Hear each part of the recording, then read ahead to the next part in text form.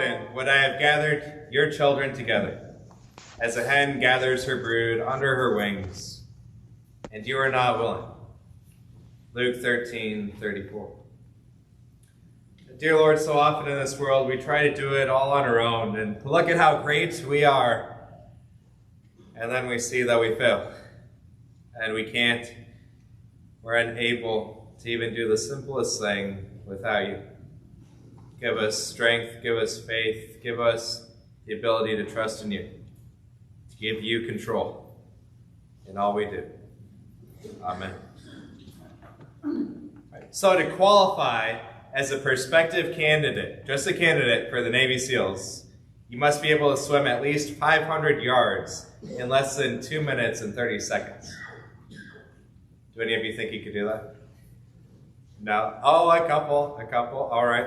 So how about 50 push-ups, 50 sit-ups, 10 pull-ups, run 1.5 miles in less than 10 minutes and 30 seconds? I bet we have a couple. But most of us, but a couple. One thing that all the special forces have in common, especially the Navy SEALs, is that the minimum standards are ignored. Although you're required to do 10 pull-ups, 50 sit-ups, 50 push-ups, 1.5 miles in less than 1:30, and swim 500 yards in less than 12:30, that's probably not enough. That's just the start. That means that these are the lowest possible required standards. These programs, they charge their candidates with pushing themselves to their maximum physical limit. If you shoot for these standards, these requirements, you're probably not going to survive one day. You'll be mentally strained, physically exhausted, probably injured because you didn't train enough. According to Admiral McRaven, who is a Navy SEAL, he says, if you don't make these requirements and you're not up to snuff day after day after day, you're sent somewhere called the circus. You get extra 2 hours of exercise every single day. And that makes the next day even harder when you're already lagging behind. It makes it so there's just no way for you to compete in the program, and the crucible would weed you out. Among the many challenges of the Navy SEALs is one called the Water Rescue Test. It's a test presented on just day 2 of the program. After you met the bare minimum and you're in the program, you're on day 2, you have to do this water rescue test. You don't go to the circus if you fail. You don't have extra training. You go to a board and they decide whether or not you go to another program or you just go home. This test causes the highest attrition of all Navy SEAL candidates. During the water rescue test, you must be able to swim and save a drowning victim with perfect form and breathing techniques. When you get close to this person who's drowning, they're flailing, their arms are going everywhere, and they're going to try and jump onto you and grab you like a buoy in the water. They're frantic, they're terrified, and you're out there in the middle of the ocean trying to save them. And they pull down on you to pull up on themselves to survive. The only way to save them is by grabbing them by their back so that their arms won't hit you as they flail and drown you. To survive, this victim in the water must surrender to the person who's dragging them out, knowing they can't save themselves, they're too tired, too exhausted, unable. They're not the Navy SEAL. They need to be carried out by someone who can complete the task perfectly. When you think about the temptations and the trials and the challenges that Jesus Christ was charged with to save us, today's reading must have been one of the hardest.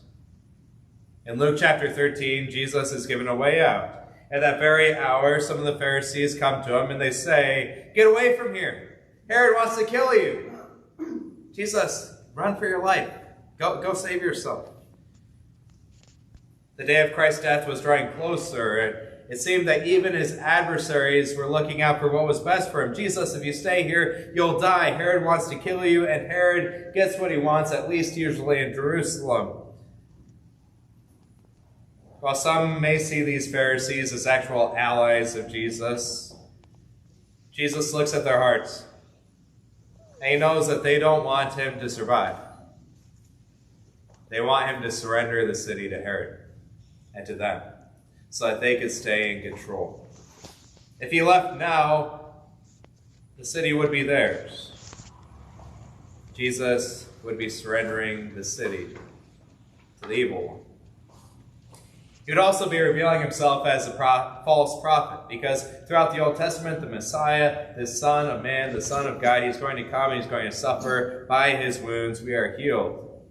If he heeds these warnings and he flees town and he runs for his life, he'll be a leader who seeks to avoid suffering and death, instead of our Lord, who faithfully continues all the way to the cross for us. So Jesus replies to these people who would tempt him away from his mission. These people are telling him to run for his life. He says, "Go and tell that fox, behold, I cast out demons and perform cures today and tomorrow. The third day I finish my course. Nevertheless, I must go on my way today and tomorrow and following, for it cannot be that a prophet should perish away from Jerusalem." He tells the Pharisees to tell that sly animal, that destructive chicken eater, that insignificant beast, Herod, "I've already set my course.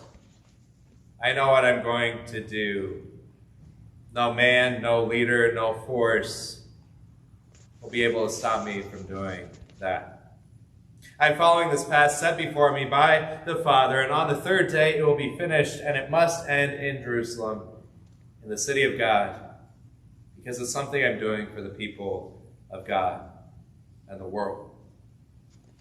As Jesus thinks about what he's willing to do for this city and God's people and for us, he's not really talking to the Pharisees anymore. He mourns and he laments and he cries out, and you can see a little piece of his heart breaking as he says, "Oh, Jerusalem, Jerusalem, the city that kills the prophets and stones those who are sent to it. Jerusalem doesn't belong to Herod or the Pharisees.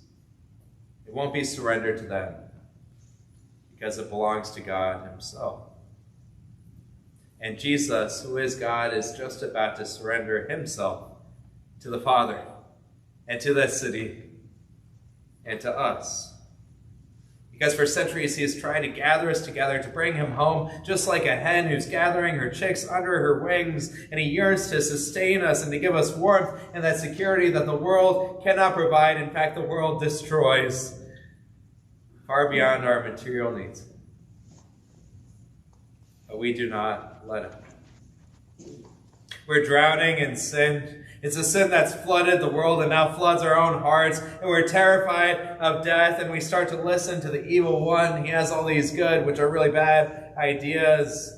We try to reach out and try to save ourselves, and our arms are flailing, and instead we pull each other down in the water when someone tries to help. We continue to gasp for air, and our vision begins to fade, and our minds become clouded. If we continue this way, we'll only grow weak and tired and fail. Instead, we must surrender, letting the only perfect Son of Man, the Son of God, save us from drowning in our sin. And to tell you the truth, I hate that word surrender. To me, it sounds evangelical. To me, it sounds like that's not what my family does. I was raised in a family that says you never give up, you never give in, you never surrender. You stand for your integrity, you stand for your morals. You don't let the world change who you are. But when you think about this word surrender, don't think about giving up. That's not what I'm talking about. Don't think about your weakness. Don't be dismayed or lose hope that you're not good enough. Don't think about yourself at all. It takes a minute to reconnect, but don't think about yourself at all. This type of surrender is not failure. It's faith. You may know you're not good enough, but God is. You know your heart and your flesh are going to fail, but God, he won't. You know you deserve death, but God, he gives you life.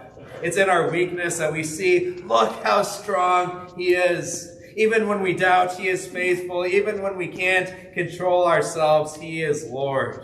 And he uses his power and his authority, all that he is, to care for you and to serve you. And he sure does. He made the world to care for the world, and he made you to take care of you. So stop pushing him away. Let him gather you together like a hen gathers her chicks. It felt so weird this week to have someone put surrender on our marquee outside. Again, it's a word I'm very uncomfortable with. It's a word that seems like defeat. And when you think about the current political crisis that's going on in Eastern Europe, I must be culturally insensitive to put the word surrender out on a sign outside. That country in Eastern Europe is holding on as tight as they can, refusing to fail. So how could I ask you to surrender at a time like this? They're definitely not going to. So let me make this clear. We're not talking about surrender that pertains to this world. We're not discussing a surrender that forfeits integrity or ideals, or surrender that talks about politics or nations. This type of surrender is trusting God. With money, material gain, surrendering all that we are to serve him. We're not talking about the surrender of countries, but instead the surrender of the individual and the church. And to make it even more clear, in the midst of this war in Ukraine, as a leader fights to the death, refuses to surrender his people, I saw an image, a story about the type of surrender we're talking about. There's a small group of journalists that gathered around in Kyiv, and the mayor was there, and they saw an unbelievable sight. On March 6, 2022, in the heat of the turmoil due to this Russian invasion, the Ukrainian couple, who had no plans to be married, under gunfire, were surrounded by a processional carrying grenades and anti-tank missiles. They had speakers outside that played "Here Comes the Bride," and the groom saw his bride walking in the middle of the war towards him. It's the first time he saw her since the war had begun. They're dressed in war fatigues, and they wore helmets, and they knelt outside in front of a priest in a bulletproof vest. His name was Lesia, her name Valeria. They surrendered their lives to each other that day. Although they would never surrender to these other adversaries that are flooding in across the border, they would surrender to each other. The same way, we're not meant to surrender to all these powers, these evil forces in the world, but we're meant to surrender to each other, to surrender to God. Jesus knew that Jerusalem was going to be destroyed, obliterated in 70 AD, just about 50 years after this text. It'd be full of corpses and starvation and siege and famine. But this city was meant to surrender to God. Not to save the city, but to save the people. To save you. Jesus surrendered his life out of his love for you, knowing that in 3 days that mission would be complete and that life would be yours too. God, help us to give all that we are to you, to stop trying to fight, to run from you, but to let you gather us together as your church, as your people, with one hope, one foundation, one true love, Jesus Christ. Sound of forgiveness.